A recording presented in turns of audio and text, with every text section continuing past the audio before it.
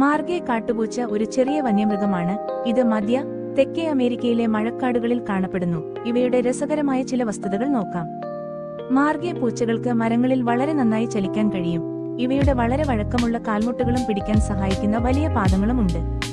മറ്റു പൂച്ചകളിൽ നിന്ന് വ്യത്യസ്തമായി ഇവയ്ക്ക് 180 ഡിഗ്രി തിരിയാൻ കഴിയും.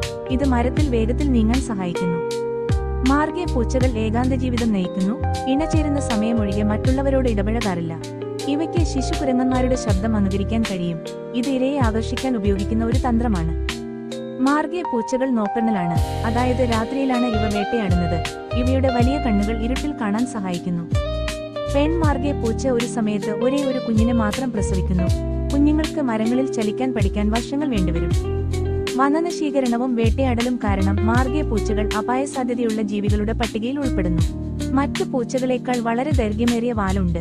ഇത് സന്തുലിതാവസ്ഥ നിലനിർത്താൻ സഹായിക്കുന്നു. ഇവയുടെ പാദങ്ങൾക്ക് വലുതും മൃദുവായ